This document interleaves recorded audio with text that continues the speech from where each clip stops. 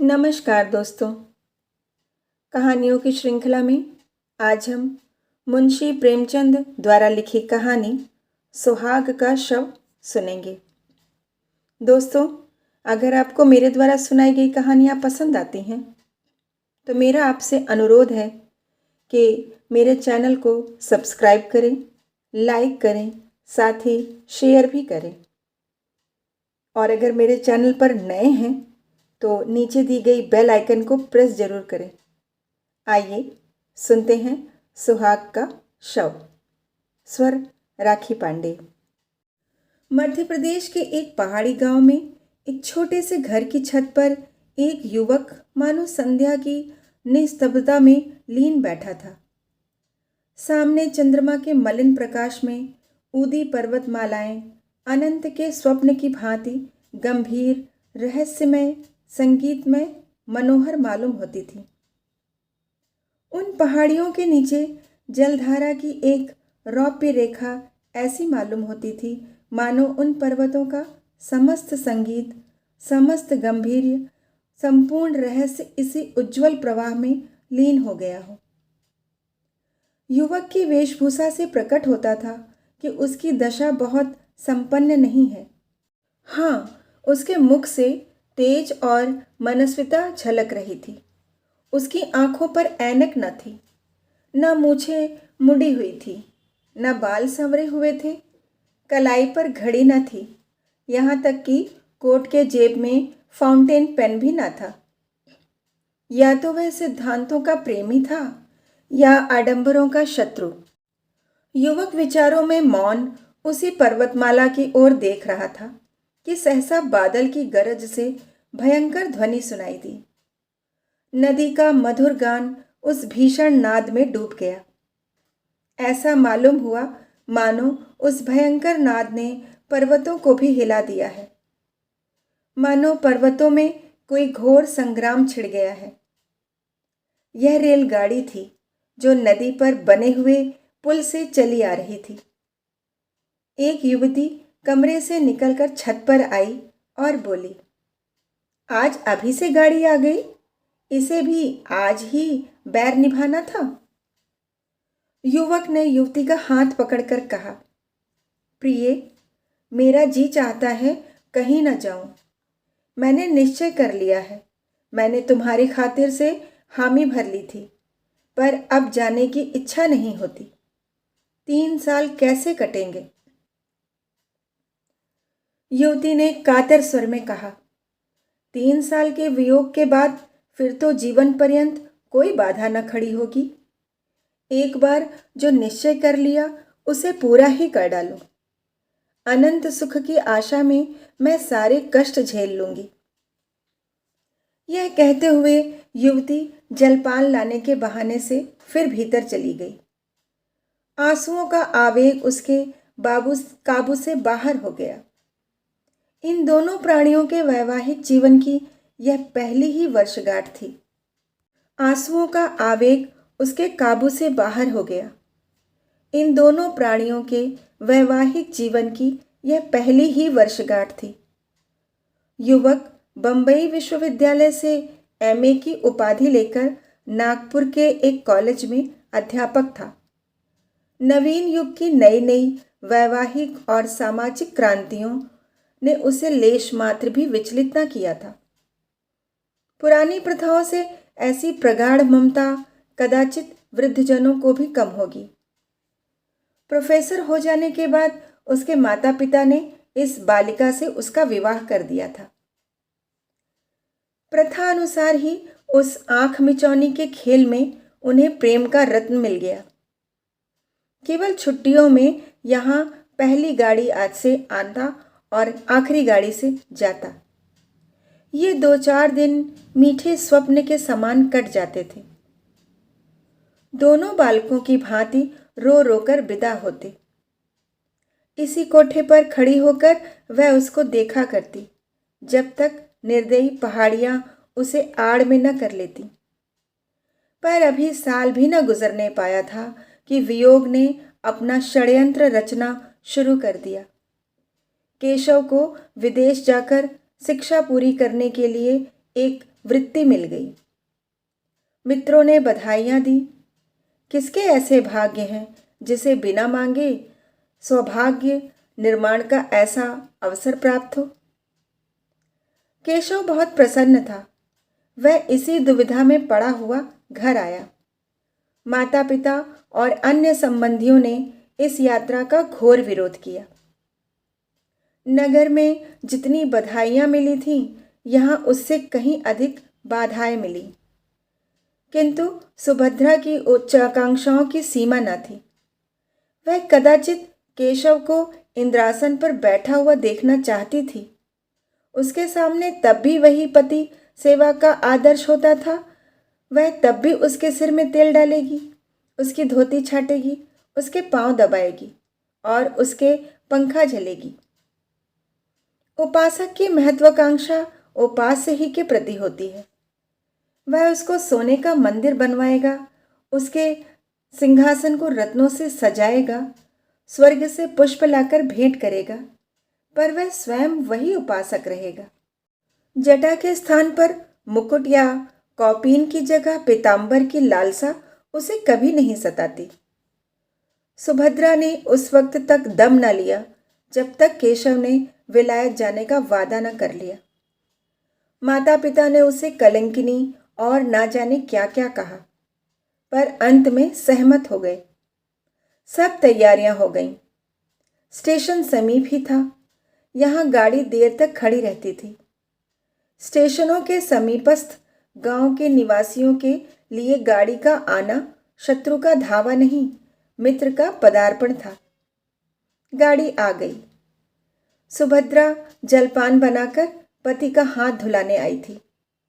इस समय केशव की प्रेम कातर आपत्ति ने उसे एक क्षण के लिए विचलित कर दिया। हाँ, कौन जानता है 3 साल में क्या हो जाए। मन में एक आवेश उठा। कह दूं, प्यारे मत जाओ, थोड़ी ही खाएंगे, मोटा ही पहनेंगे, रो रो कर दिन तो न कटेंगे। कभी केशव के आने में 1 आधा महीना लग जाता था तो वह विकल हो जाया करती थी। यही जी चाहता था उड़कर उनके पास पहुंच जाऊं। फिर ये निर्दयी 3 वर्ष कैसे कटेंगे। लेकिन उसने कठोरता से इन निराशजनक भावों को ठुकरा दिया और कांपते कंठ से बोली, जी तो मेरा भी यही चाहता है। जब 3 साल का अनुमान करती हूँ तो एक कल्प सा मालूम होता है, लेकिन जब विलायत में तुम्हारे सम्मान और आदर का ध्यान करती हूँ तो ये 3 साल 3 दिन से मालूम होते हैं। तुम तो जहाज पर पहुँचते ही मुझे भूल जाओगे। नए नए दृश्य तुम्हारे मनोरंजन के लिए आ खड़े होंगे। यूरोप में पहुंचकर विद्वानों के सत्संग में तुम्हें घर की याद भी ना आएगी। मुझे तो रोने के सिवा और कोई धंधा नहीं है। यही स्मृतियां ही मेरे जीवन का आधार होंगी। लेकिन क्या करूं, जीवन की भोग लालसा तो नहीं मानती। फिर जिस वियोग का अंत जीवन की सारी विभूतियां अपने साथ लाएगा, वह वास्तव में तपस्या है। तपस्या के बिना तो वरदान नहीं मिलता। केशव को भी अब ज्ञात हुआ कि क्षणिक मोह के आवेश में सौभाग्य निर्माण का ऐसा अच्छा अवसर त्याग देना मूर्खता है। खड़े होकर बोले, रोना धोना मत, नहीं तो मेरा जीना लगेगा। सुभद्रा ने उसका हाथ पकड़कर हृदय से लगाते हुए उनके मुंह की ओर सजल नेत्रों से देखा और बोली, पत्र बराबर भेजते रहना। सुभद्रा ने फिर आंखों में आंसू भरे हुए मुस्कुराकर कहा, देखना विलायती मिसों के जाल में न फंस जाना। केशव फिर चरपाई पर बैठ गया और बोला,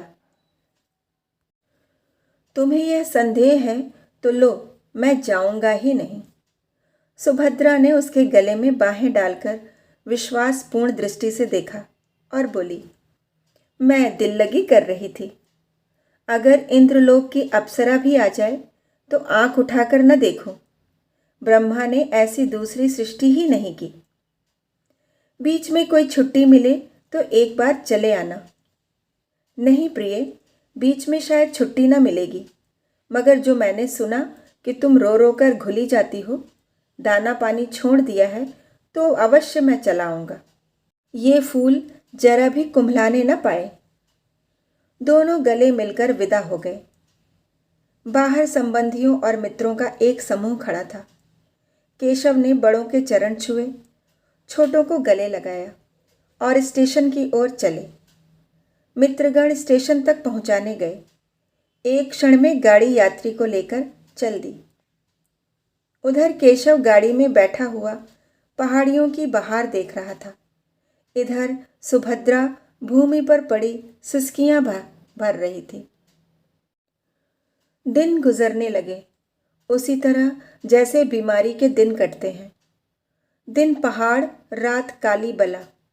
रात भर मनाते गुजरती थी कि किसी तरह भोर होता तो मनाने लगती कि जल्दी शाम हो। मैके गई कि वहाँ जी बहलेगा।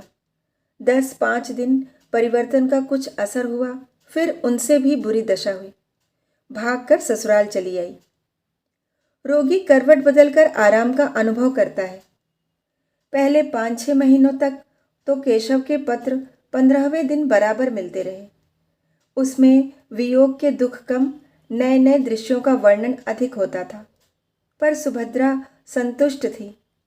पत्र लिखती तो विरह व्यथा के सिवा उसे कुछ सूझता ही न था।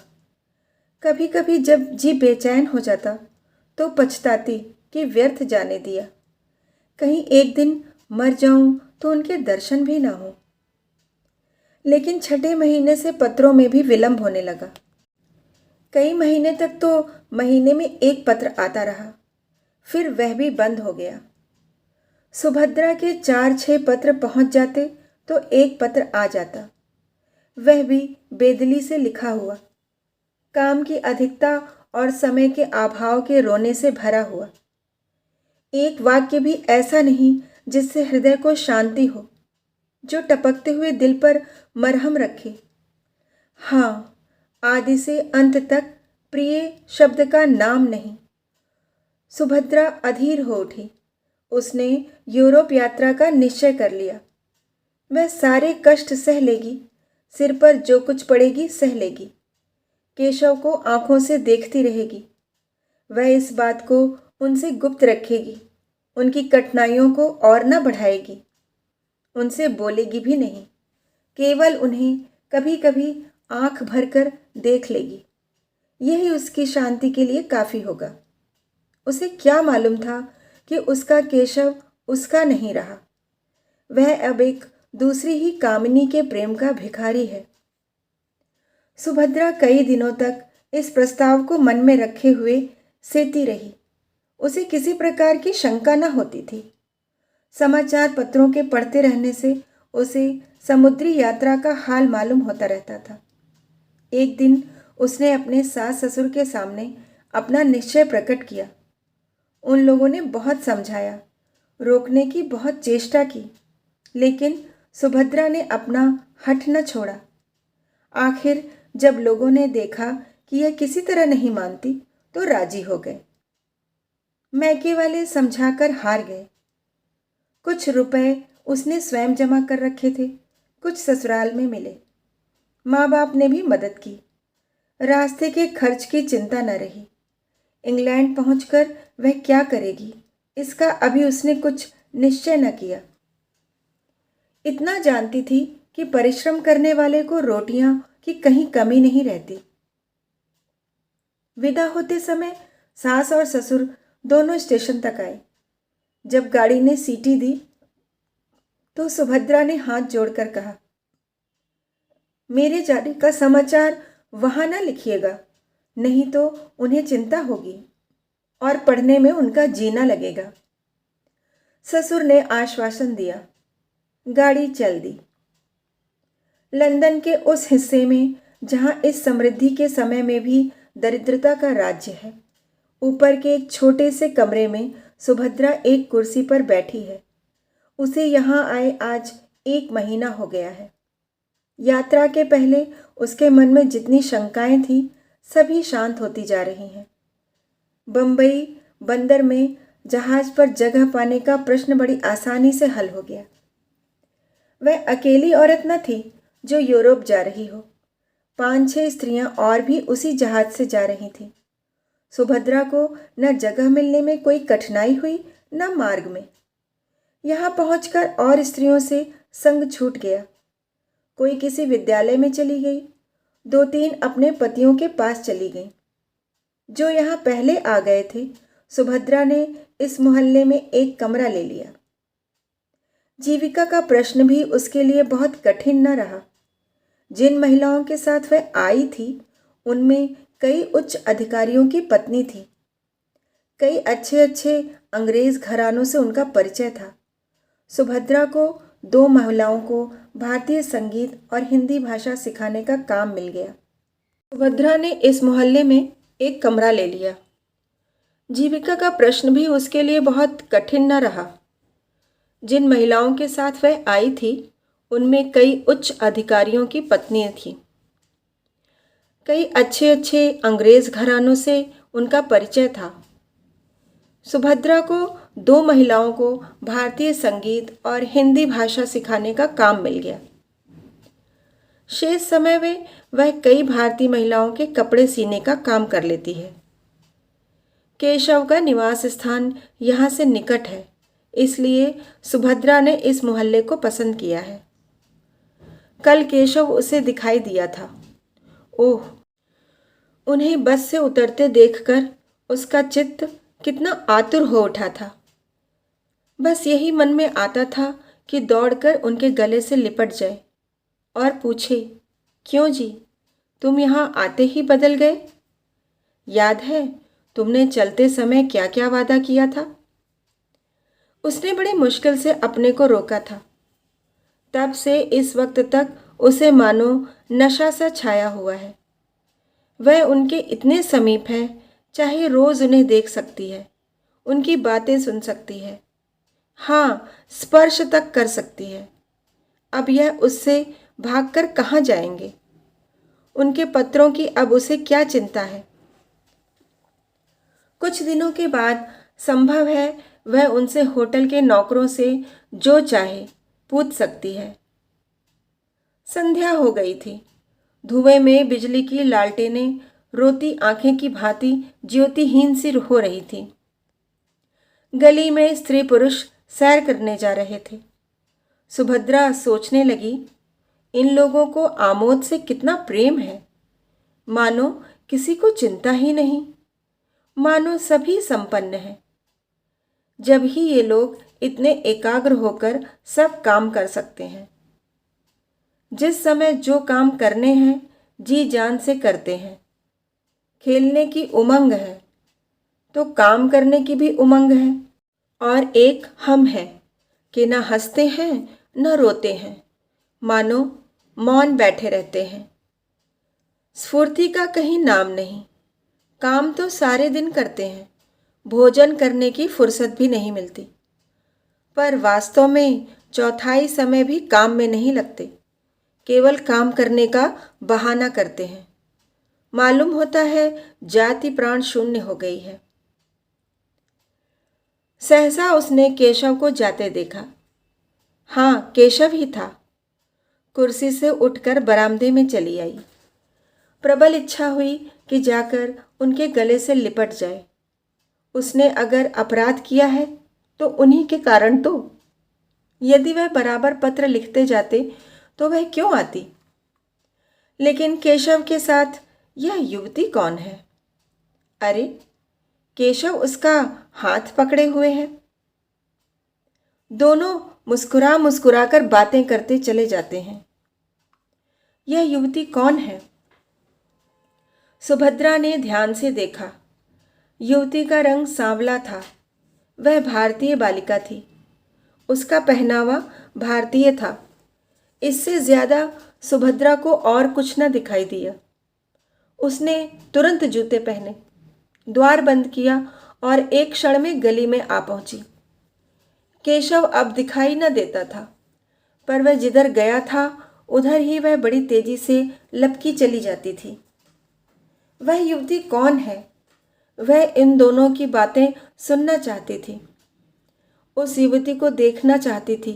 उसके पांव इतनी तेज से उठ रहे थे मानो दौड़ रही हो, पर इतनी जल्दी दोनों कहाँ अदृश्य हो गए। अब तक उसे उन लोगों के समीप पहुंच जाना चाहिए था।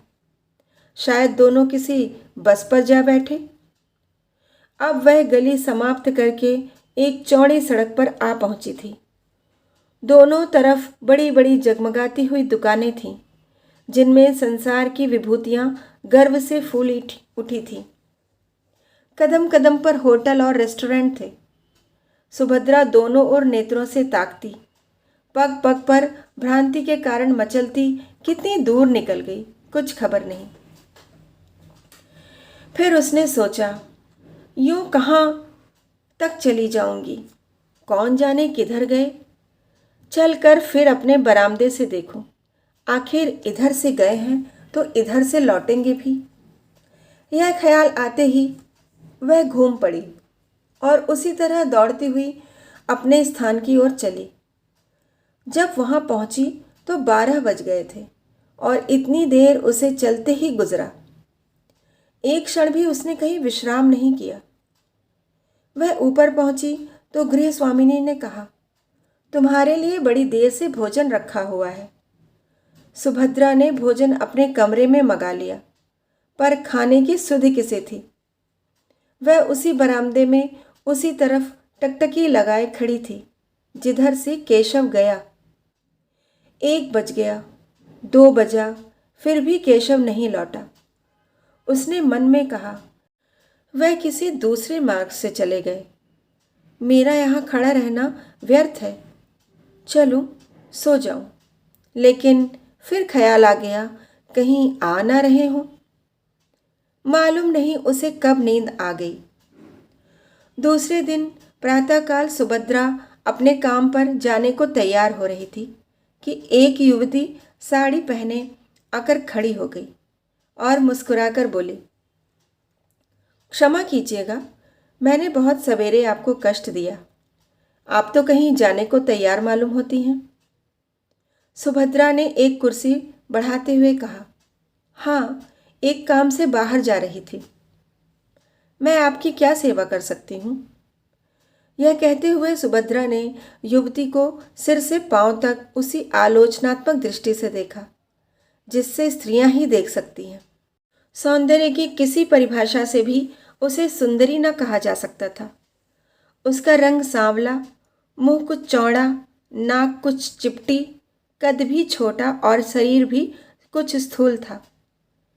आंखों पर ऐनक लगी हुई थी, लेकिन इन सब कारणों के होते हुए भी उसमें कुछ ऐसी बात थी जो आंखों को अपनी ओर खींच लेती थी। उसकी वाणी इतनी मधुर, इतनी संयमित, इतनी विनम्र थी कि जान पड़ता था किसी देवी के वरदान हो। एक एक अंग से प्रतिमा विकीर्ण हो रही थी। सुभद्रा उसके सामने हल्की एवं तुच्छ मालूम होती थी। युवती ने कुर्सी पर बैठते हुए कहा, अगर मैं भूलती हूँ तो मुझे क्षमा कीजिएगा। मैंने सुना है कि आप कुछ कपड़े भी सीती हैं, जिसका प्रमाण यह है कि यहाँ सेविंग मशीन मौजूद है। सुभद्रा, मैं तो लेडियों को भाषा पढ़ाने जाया करती हूँ। शेष समय में कुछ सिलाई भी कर लेती हूँ। आप कपड़े लाई हैं? युवती, नहीं, अभी कपड़े नहीं लाई। यह कहते हुए उसने लज्जा से सिर झुकाकर मुस्कुराते हुए कहा, बात यह है कि मेरी शादी होने जा रही है। मैं वस्त्र आभूषण सब हिंदुस्तानी रखना चाहती हूँ। विवाह भी वैदिक रीति से ही होगा। ऐसे कपड़े यहाँ आप ही तैयार कर सकती हैं। सुभद्रा ने हंसकर कहा, मैं ऐसे अवसर पर आपके जोड़े तैयार करके अपने को धन्य समझूंगी। वह शुभ तिथि कब है? युवती ने सकुचाते हुए कहा, वह तो कहते हैं इसी सप्ताह में हो जाए, पर मैं उन्हें टालती आती हूँ। मैंने तो चाहा था कि भारत लौटने पर विवाह होता, पर वह इतने उतावले हो रहे हैं कि कुछ कहते नहीं बनता।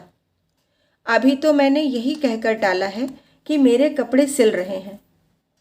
सुभद्रा, तो मैं आपके जोड़े बहुत जल्द दे दूंगी। युवती ने हंसकर कहा, मैं तो चाहती थी आप महीनों लगा देती। सुभद्रा, वाह, मैं इस शुभ कार्य में क्यों विघ्न डालने लगी। मैं इसी सप्ताह में आपके कपड़े दे दूंगी और उनसे इसका पुरस्कार लूंगी। युवती खिलखिलाकर हंसी। कमरे में प्रकाश की लहरें सी उठ गईं। बोली, इसके लिए तो पुरस्कार वह देंगे, बड़ी खुशी से देंगे और तुम्हारे कृतज्ञ होंगे। मैंने प्रतिज्ञा की थी कि विवाह के बंधन में पड़ूंगी ही नहीं, पर उन्होंने मेरी प्रतिज्ञा तोड़ दी। अब मुझे मालूम हो रहा है कि प्रेम की बेड़ियां कितनी आनंदमय होती हैं। तुम तो अभी हाल ही में आई हो, तुम्हारे पति भी साथ होंगे। सुभद्रा ने बहाना किया। बोली, वह इस समय जर्मनी में है। संगीत से उन्हें बहुत प्रेम है। संगीत ही का अध्ययन करने के लिए वहां गए हैं। तुम भी संगीत जानती हो? बहुत थोड़ा। केशव को संगीत से बहुत प्रेम है। केशव का नाम सुनकर सुभद्रा को ऐसा मालूम हुआ जैसे बिच्छू ने काट लिया हो। वह चौंक पड़ी। युवती ने पूछा, आप चौंक कैसे गईं? क्या केशव को जानती हो? सुभद्रा ने बात बनाकर कहा, नहीं, मैंने यह नाम कभी नहीं सुना। वह यहाँ क्या करते हैं? सुभद्रा का ख्याल आया, क्या केशव किसी दूसरे आदमी का नाम नहीं हो सकता? इसलिए उसने यह प्रश्न किया। उसी जवाब पर उसकी जिंदगी का फैसला था। युवती ने कहा, यहाँ विद्यालय में पढ़ाते हैं। भारत सरकार ने उन्हें भेजा है। अभी साल भर भी तो आए नहीं हुआ। तुम देखकर प्रसन्न होगी। तेज और बुद्धि की मूर्ति समझ लो। यहाँ के अच्छे अच्छे प्रोफेसर उनका आदर करते हैं। ऐसा सुंदर भाषण तो मैंने किसी के मुंह से सुना ही नहीं। जीवन आदर्श हैं। मुझसे उन्हें क्यों प्रेम हो गया, मुझे इसका आश्चर्य है। मुझ में न रूप है न लावण्य। ये मेरा सौभाग्य है, तो मैं शाम को कपड़े लेकर आऊंगी। सुभद्रा ने मन में उठते हुए वेग को संभाल कर कहा, अच्छी बात है। जब युवती चली गई तो सुभद्रा फूट फूट कर रोने लगी। ऐसा जान पड़ता था मानो देह में रक्त ही नहीं, मानो प्राण निकल गए हैं। वह कितनी निसहाय, कितनी दुर्बल है, इसका आज अनुभव हुआ। ऐसा मालूम हुआ मानो संसार में उसका कोई नहीं है। अब उसका जीवन व्यर्थ है। उसके लिए अब जीवन में रोने के सिवा और क्या है? उनकी सारी ज्ञानेंद्रियां शिथिल सी हो गई थीं, मानो वह किसी ऊंचे वृक्ष से गिर पड़ी हो। हाँ, यह उसके प्रेम और भक्ति का पुरस्कार है। उसने कितना आग्रह करके केशव को यहाँ भेजा था, इसलिए कि यहाँ आते ही उसका सर्वनाश कर दे। पुरानी बातें याद आने लगीं। केशव की वह प्रेम आतुर आंखें सामने आ गईं। वह सरल सहज मूर्ति आंखों के सामने नाचने लगी। उसका जरा सिर धमकता था तो केशव कितना व्याकुल हो जाता था। एक बार जब उसे फसली बुखार आ गया था तो केशव घबराकर 15 दिन की छुट्टी लेकर घर आ गया था और उसके सिरहाने बैठा रात भर पंखा झलता रहा था। वही केशव अब इतनी जल्द उससे ऊब उठा। उसके लिए सुभद्रा ने कौन सी बात उठा रखी? वह तो उसी को अपना प्राण आधार, अपना जीवन धन, अपना सर्वस्व समझती थी। नहीं नहीं, केशव का दोष नहीं, सारा दोष इसी का है।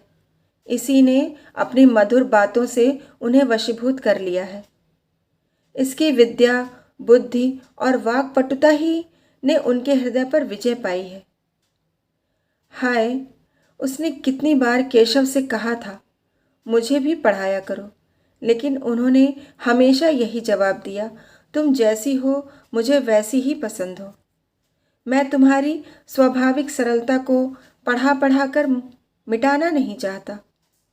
केशव ने उसके साथ कितना बड़ा अन्याय किया है, लेकिन यह उनका दोष नहीं, यह इसी यौवन मतवाली छोकरी की माया है। सुभद्रा को इस ईर्ष्या और दुख के आवेश में अपने काम पर जाने की सुध न रही। वह कमरे में इस तरह टहलने लगी जैसे किसी ने जबरदस्ती उसे बंद कर दिया हो। कभी दोनों मुट्ठियां बंध जाती, कभी दांत पीसने लगती, कभी होंठ काटती। उन्माद किसी दशा हो गई। आंखों में भी एक तीव्र ज्वाला चमक उठी। ज्यों-ज्यों केशव के इस निष्ठुर आघात को सोचती, उन कष्टों को याद करती जो उसने उसके लिए झेले थे, उसका चित्त प्रतिकार के लिए विकल हो जाता था। अगर कोई बात हुई होती, आपस में कुछ मनोमालिन्य का लेश भी होता, तो उसे इतना दुख न होता। यह तो उसे ऐसा मालूम होता था कि मानो कोई हंसते हंसते अचानक गले पर चढ़ बैठे। अगर वह उनके योग्य नहीं थी तो उन्होंने उससे विवाह ही क्यों किया था? विवाह करने के बाद भी उसे क्यों न ठुकरा दिया था? क्यों प्रेम का बीज बोया था? और आज जब वह बीज पल्लवों से लहराने लगा, उसकी जड़ें उसके अंतस्थल के एक एक अणु में प्रविष्ट हो गईं। उसका रक्त, उसका सारा उत्सर्ग वृक्ष को सींचने और पालने में प्रवृत्त हो गया, तो वह आज उसे उखाड़कर फेंक देना चाहता है। क्या हृदय के टुकड़े टुकड़े हुए बिना वृक्ष उखड़ जाएगा? सहसा उसे एक बात याद आ गई। हिंसात्मक संतोष से उसका उत्तेजित मुखमंडल और भी कठोर हो गया। केशव ने अपने पहले विवाह की बात इस युवती से गुप्त रखी होगी। सुभद्रा इसका भांडा फोड़ करके केशव के सारे मंसूबों को धूल में मिला देगी। उसे अपने ऊपर क्रोध आया कि युवती का पता क्यों ना पूछ लिया। उसे एक पत्र लिखकर केशव की नीचता, स्वार्थपरता और कायरता की कलई खोल देती।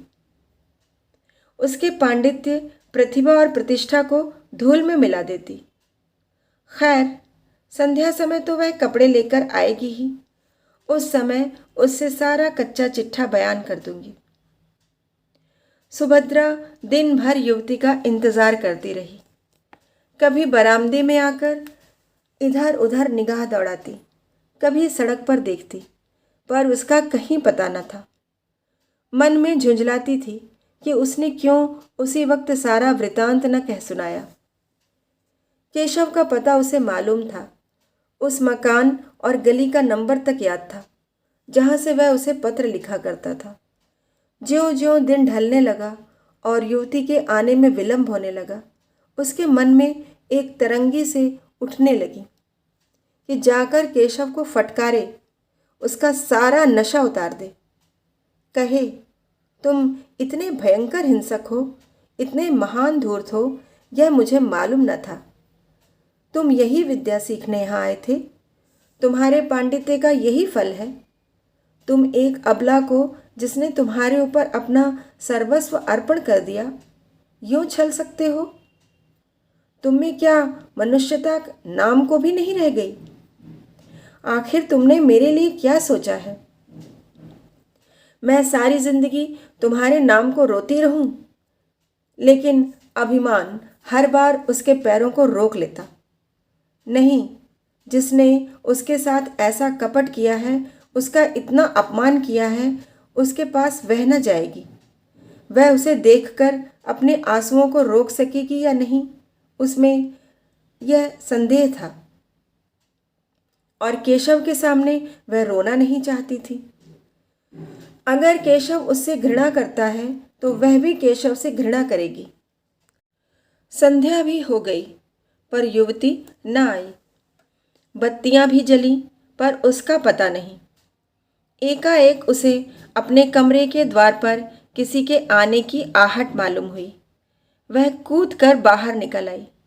युवती कपड़ों का एक पुलिंदा लिए सामने खड़ी थी। सुभद्रा को देखते ही बोली, क्षमा करना, मुझे आने में देर हो गई। बात यह है कि केशव को किसी बड़े ज़रूरी काम से जर्मनी जाना है। वहाँ उन्हें 1 महीने से ज़्यादा लग जाएगा। वह चाहते हैं कि मैं भी उनके साथ चलूं। मुझसे उन्हें अपनी थीसिस लिखने में बड़ी सहायता मिलेगी। बर्लिन के पुस्तकालयों को छानना पड़ेगा। मैंने भी स्वीकार कर लिया है।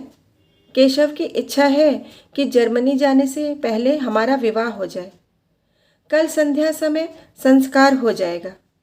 अब ये कपड़े मुझे आप जर्मनी से लौटने पर दीजिएगा। विवाह के अवसर पर हम मामूली कपड़े पहन लेंगे। और क्या करती, इसके सिवा और कोई उपाय न था। केशव का जर्मनी जाना अनिवार्य है। सुभद्रा ने कपड़ों को मेज पर रखकर कहा, आपको धोखा दिया गया है। युवती ने घबराकर पूछा, धोखा? कैसा धोखा? मैं बिल्कुल नहीं समझती। तुम्हारा मतलब क्या है?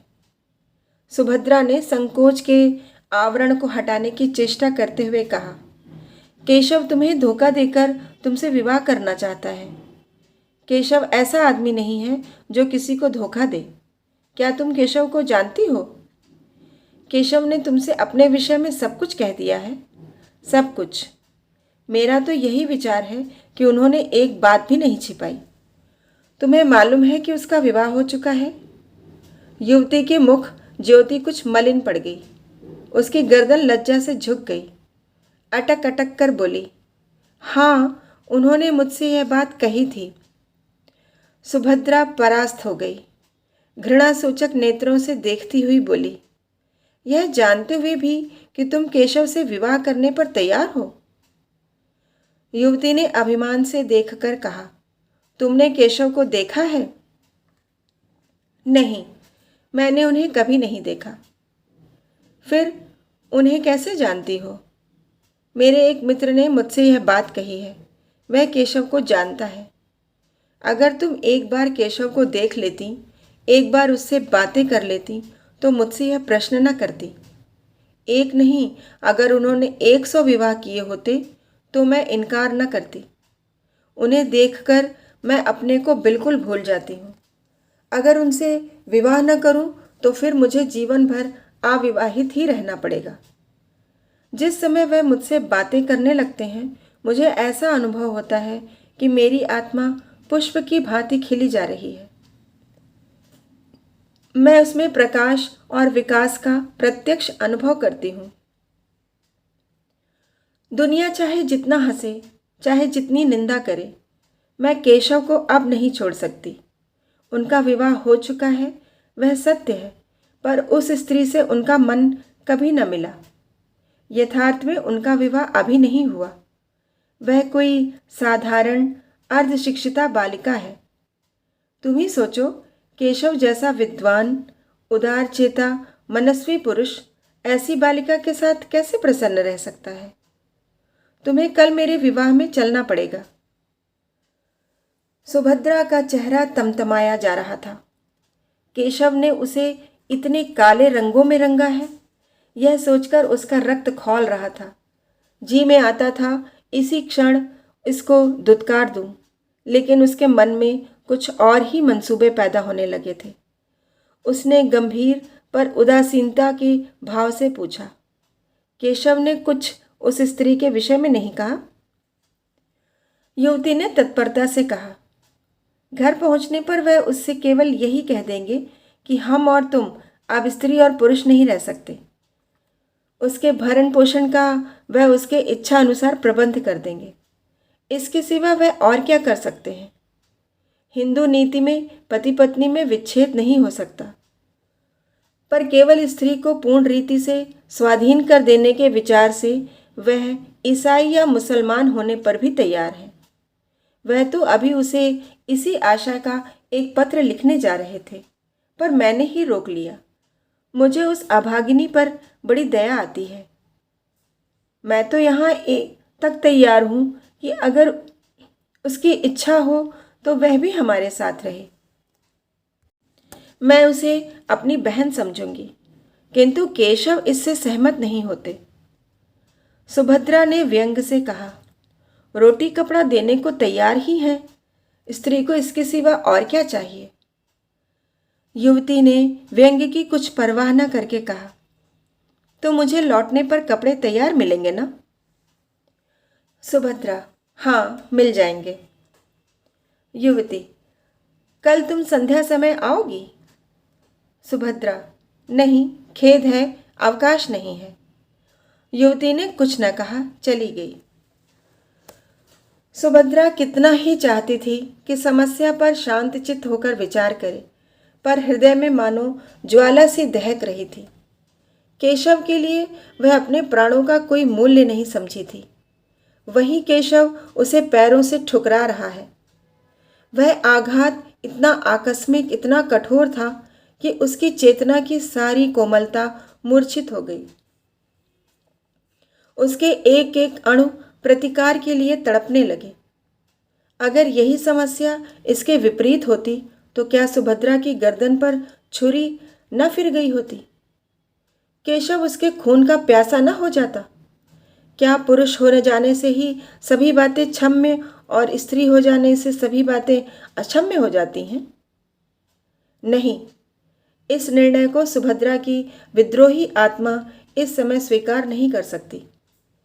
उसे नारियों के ऊंचे आदर्शों की परवाह नहीं है। उन स्त्रियों में आत्म अभिमान न होगा। वे पुरुषों के पैरों की जूतियां बनकर रहने ही में अपना सौभाग्य समझती होंगी। सुभद्रा इतनी आत्म अभिमान शून्य नहीं है।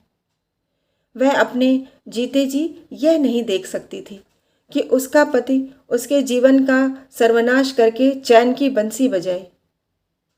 दुनिया उसे हत्यारिणी, पिशाचिनी कहेगी, कहे, उसको परवाह नहीं। रह रहकर उसके मन में भयंकर प्रेरणा होती थी कि इसी समय उसके पास चली जाए और इसके पहले कि वह उस युवती के प्रेम का आनंद उठाए, उसके जीवन का अंत कर दे।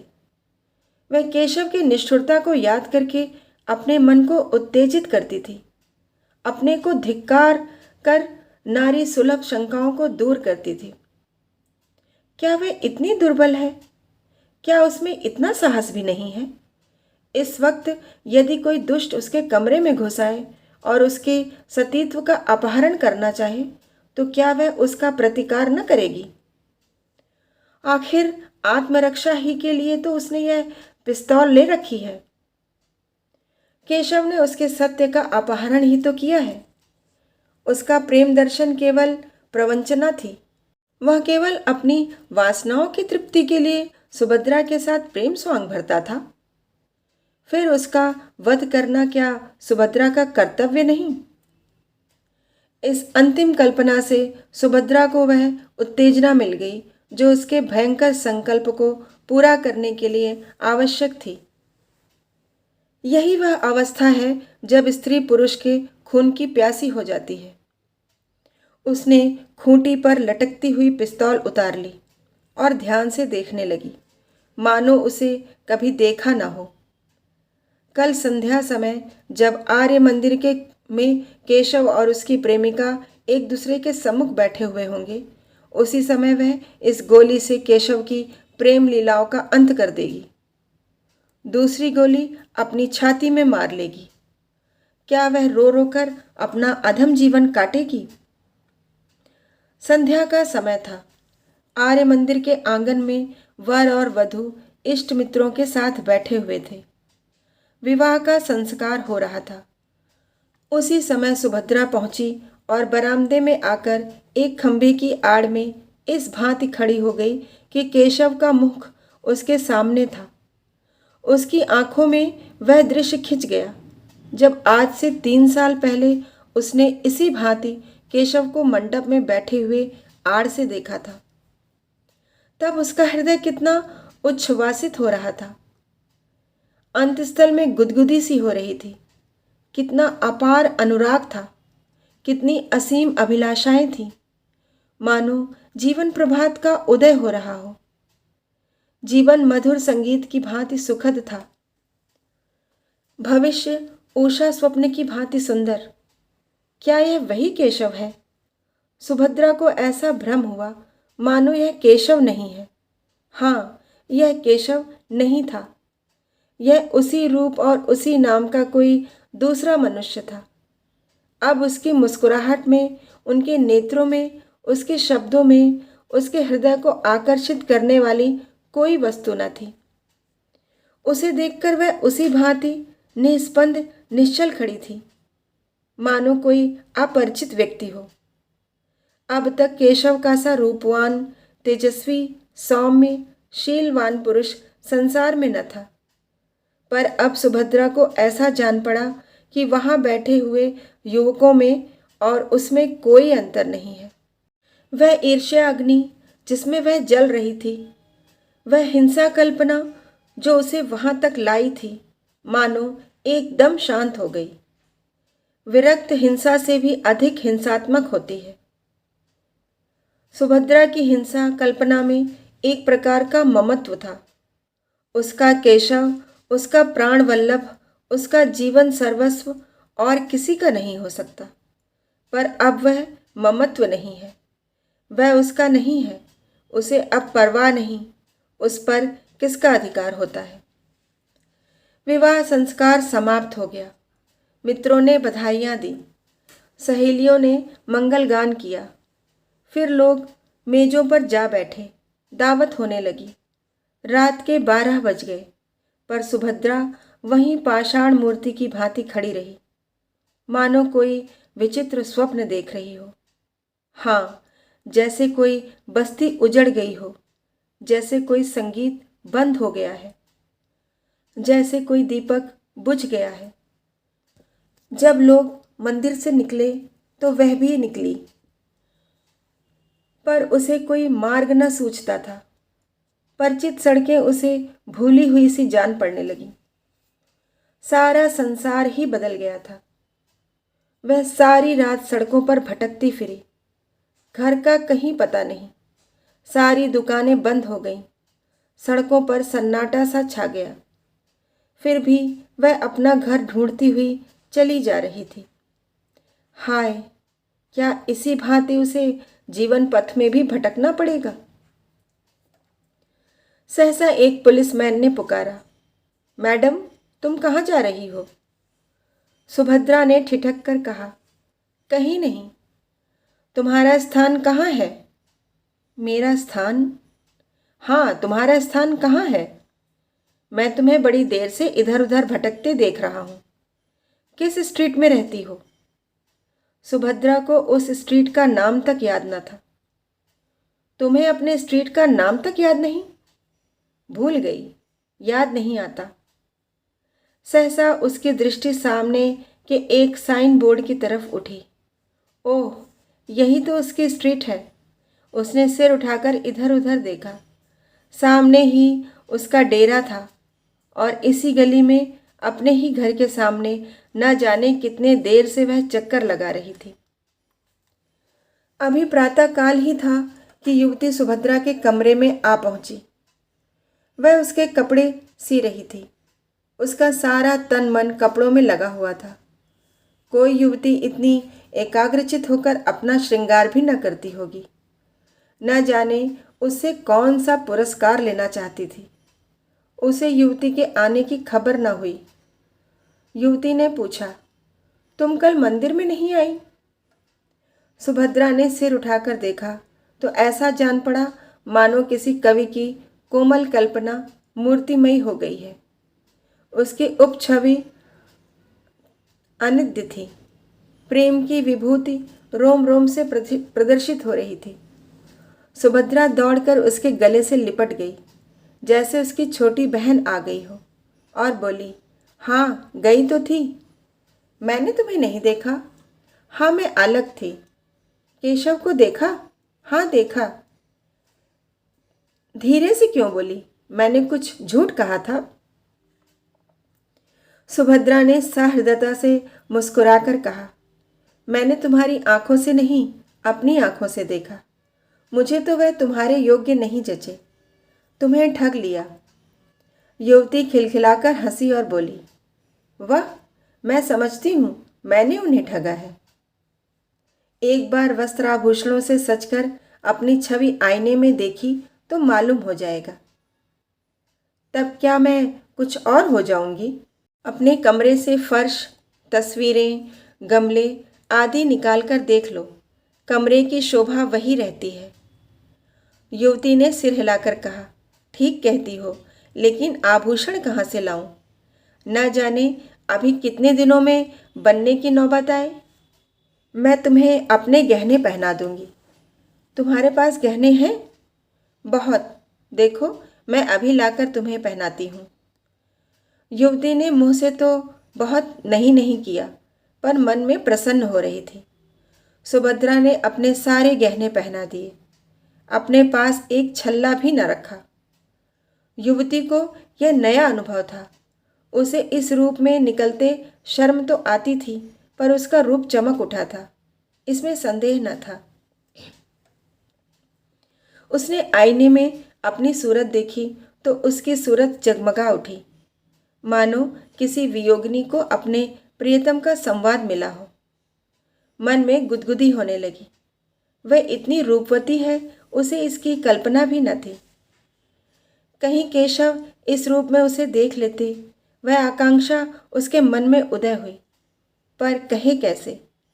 कुछ देर बाद लज्जा से सिर झुकाकर बोली, केशव मुझे इस रूप में देखकर बहुत हंसेंगे। सुभद्रा, हंसेंगे नहीं, बलैया लेंगे, आंखें खुल जाएंगी। तुम आज इसी रूप में उसके पास जाना। युवती ने चकित होकर कहा, सच? आप इसकी अनुमति देती हैं? सुभद्रा ने कहा, बड़े हर्ष से। तुम्हें संदेह न होगा? बिल्कुल नहीं। और जो मैं 2-4 दिन पहने रहूं, तुम 2-4 महीने पहने रहो। आखिर पड़े ही तो हैं। तुम भी मेरे साथ चलो। नहीं, मुझे अवकाश नहीं है। अच्छा, लो मेरे घर का पता नोट कर लो। हाँ, लिख दो, शायद कभी आऊं। एक क्षण में युवती वहां से चली गई। सुभद्रा अपनी खिड़की पर उसे इस भांति प्रसन्न मुख खड़ी देख रही थी, मानो उसकी छोटी बहन हो। ईर्ष्या या द्वेष का लेश भी उसके मन में न था। मुश्किल से 1 घंटा गुजरा होगा कि युवती लौटकर बोली, सुभद्रा, क्षमा करना, मैं तुम्हारा समय बहुत खराब कर रही हूँ। केशव बाहर खड़े हैं, बुला लूं? एक क्षण, केवल एक क्षण के लिए सुभद्रा कुछ घबरा गई। उसने जल्दी से उठकर मेज पर पड़ी हुई चीज़ें इधर उधर हटा दी, कपड़े करीने से रख दिए। उसने जल्दी से उलझे हुए बाल संभाल लिए, फिर उदासीन भाव से मुस्कुराकर बोली, उन्हें तुमने क्यों कष्ट दिया? जाओ बुला लो। 1 मिनट में केशव ने कमरे में कदम रखा और चौंक कर पीछे हट गए, मानो पांव जल गया हो। मुंह से एक चीख निकल गई। सुभद्रा गंभीर, शांत, निश्चल अपनी जगह पर खड़ी रही। फिर हाथ बढ़ाकर बोली, मानो किसी अपरिचित व्यक्ति से बोल रही थी, आइए मिस्टर केशव, मैं आपको ऐसी सुशील, ऐसी सुंदरी, ऐसी विदुषी रमणी पाने पर बधाई देती हूँ। केशव के मुंह पर हवाइयाँ उड़ रही थीं। वह पथभ्रष्ट सा बना खड़ा था। लज्जा और ग्लानि से उसके चेहरे पर एक रंग आता था, एक रंग जाता था। यह बात एक दिन होने वाली थी अवश्य, पर इस तरह अचानक उसकी सुभद्रा से भेंट होगी, इसका उसे स्वप्न में भी गुमान न था। सुभद्रा से यह बातें कैसे कहेगा? उसको उसने खूब सोच लिया था। उसके आक्षेपों का उत्तर सोच लिया था। पत्र के शब्द तक मन में अंकित कर लिए थे। ये सारी तैयारियां धरी रह गईं और सुभद्रा से साक्षात हो गया। सुभद्रा उसे देखकर जरा सी ही नहीं चौंकी। उसके मुख पर आश्चर्य, घबराहट या दुख का एक चिन्ह भी न दिखाई दिया। उसने उसी भांति उससे बात की, मानो वह कोई अजनबी हो। यहाँ कब आई, कैसे आई, क्यों आई, कैसे गुजर करती है, यह और इस तरह के असंख्य प्रश्न पूछने के लिए केशव का चित्त चंचल हो उठा। उसने सोचा था सुभद्रा उसे धिक्कारेगी, विष खाने की धमकी देगी, निष्ठुर, निर्दय और न जाने क्या क्या कहेगी। इन सब आपदाओं के लिए वह तैयार था, पर इस आकस्मिक मिलन, इस गर्वयुक्त उपेक्षा के लिए वह तैयार न था। वह प्रेम व्रतधारिणी सुभद्रा इतनी कठोर, इतनी हृदय शून्य हो गई है? अवश्य ही इस सारी बातें इसे पहले ही से मालूम हो चुकी हैं। सबसे तीव्र आघात यह था कि इसने अपने सारे आभूषण इतनी उदारता से दे डाले, और कौन जाने वापस भी लेना चाहती हो। वह परास्त और अप्रतिम होकर एक कुर्सी पर बैठ गया। उत्तर में एक शब्द भी उसके मुंह से न निकला। युवती ने कृतज्ञता का भाव प्रकट करके कहा, इनके पति इस समय जर्मनी में हैं। केशव ने आंखें फाड़कर देखा, पर कुछ बोल न सका। युवती ने फिर कहा, बेचारी संगीत के पाठ पढ़ाकर और कुछ कपड़े सीकर अपना निर्वाह करती है। वह महाशय यहाँ आ जाते तो उन्हें उनके सौभाग्य पर बधाई देती। केशव इस पर भी कुछ न बोल सका, पर सुभद्रा ने मुस्कुराकर कहा, वह मुझसे रूठे हुए हैं, बधाई पाकर और भी झल्लाते। युवती ने आश्चर्य से कहा, तुम उन्हीं के प्रेम में यहाँ आई, अपना घर बार छोड़ा, यहाँ मेहनत मजदूरी करके निर्वाह कर रही हो, फिर भी वह तुमसे रूठे हुए हैं? आश्चर्य। सुभद्रा ने उसी भांति प्रसन्न मुख से कहा, पुरुष प्रकृति ही आश्चर्य का विषय है, चाहे मिस्टर केशव इसे स्वीकार न करें। युवती ने फिर केशव की ओर प्रेरणापूर्ण दृष्टि से देखा, लेकिन केशव उसी भांति अप्रतिम बैठा रहा। उसके हृदय पर यह नया आघात था। युवती ने उसे चुप देखकर उसकी तरफ से सफाई दी। केशव स्त्री और पुरुष दोनों को ही समान अधिकार देना चाहते हैं। केशव डूब रहा था। तिनके का सहारा पाकर उसकी हिम्मत बंध गई। बोला, विवाह एक प्रकार का समझौता है, दोनों पक्षों को अधिकार है जब चाहे उसे तोड़ दें। युवती ने हामी भरी। सभ्य समाज में यह आंदोलन बड़े जोरों पर है। सुभद्रा ने शंका की, किसी समझौते को तोड़ने के लिए कारण भी तो होना चाहिए। केशव ने भावों की लाठी का सहारा लेकर कहा, जब इसका अनुभव हो जाए कि हम इस बंधन से मुक्त होकर अधिक सुखी हो सकते हैं, तो यही कारण काफ़ी है। स्त्री को यदि मालूम हो जाए कि वह दूसरे पुरुष के साथ। सुभद्रा ने बात काटकर कहा, क्षमा कीजिए मिस्टर केशव, मुझ में इतनी बुद्धि नहीं कि इस विषय पर आपसे बहस कर सकूं। आदर्श समझौता वही है जो जीवन पर्यंत रहे। मैं भारत की नहीं कहती, वहाँ तो स्त्री पुरुष की लौंडी है। मैं इंग्लैंड की कहती हूँ। यहाँ भी कितनी ही औरतों से मेरी बातचीत हुई है, वे तलाकों की बढ़ती हुई संख्या को देखकर खुश नहीं होती। विवाह का सबसे ऊंचा आदर्श उसकी पवित्रता और स्थिरता है। पुरुषों ने सदैव इस आदर्श को तोड़ा है, स्त्रियों ने निभाया है। अब पुरुषों का अन्याय स्त्रियों को किस ओर ले जाएगा नहीं कह सकती। इस गंभीर और संयत कथन ने विवाद का अंत कर दिया। सुभद्रा ने चाय मंगवाई। तीनों आदमियों ने पी। केशव पूछना चाहता था, अभी आप यहाँ कितने दिनों रहेंगी, लेकिन न पूछ सका। वह यहाँ 15 मिनट और रहा, लेकिन विचारों में डूबा हुआ। चलते समय उससे न रहा गया, पूछ ही बैठा, अभी आप यहाँ कितने दिन और रहेंगी?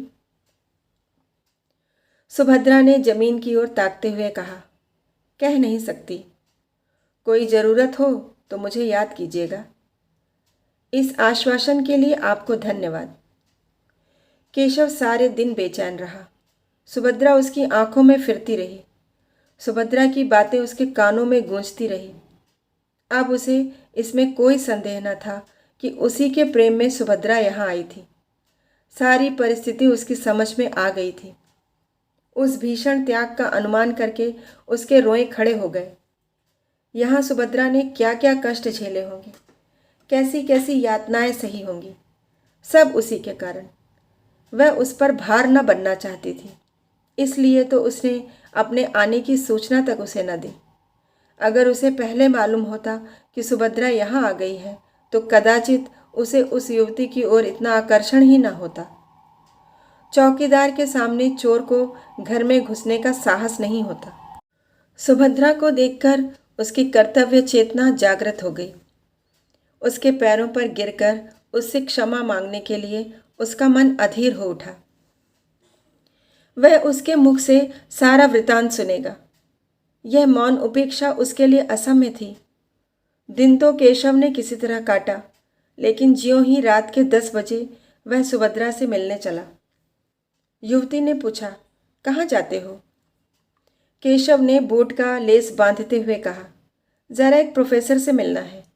इस वक्त आने का वादा कर चुका हूँ। जल्द आना। बहुत जल्द आऊँगा। केशव घर से निकला तो उसके मन में कितनी ही विचार तरंगे उठने लगीं। कहीं सुभद्रा मिलने से इनकार कर दे तो? नहीं, ऐसा नहीं हो सकता। वह इतनी अनुदार नहीं है। हाँ, यह हो सकता है कि वह अपने विषय में कुछ न कहे। उसे शांत करने के लिए उसने एक कृपा की कल्पना कर डाली। ऐसा बीमार था कि बचने की आशा न थी। उर्मिला ने ही ऐसी तन्मय होकर उसकी सेवा की कि उसे उससे प्रेम हो गया। कथा का सुभद्रा पर जो असर पड़ेगा, इसके विषय में केशव को कोई संदेह न था। परिस्थिति का बोध होने पर वह उसे क्षमा कर देगी, लेकिन इसका फल क्या होगा? क्या वह दोनों के साथ एक सा प्रेम कर सकता है? सुभद्रा को देख लेने के बाद उर्मिला को शायद उसके साथ साथ रहने में आपत्ति हो। आपत्ति हो ही कैसे सकती है? उससे यह बात छिपी नहीं है। हाँ, यह देखना है कि सुभद्रा भी इसे स्वीकार करती है कि नहीं। उसने जिस उपेक्षा का परिचय दिया है, उसे देखते हुए तो उसके मान में संदेह ही जन पड़ता है। मगर वह उसे मनाएगा, उसकी विनती करेगा, उसके पैरों पड़ेगा और अंत में उसे मनाकर ही छोड़ेगा।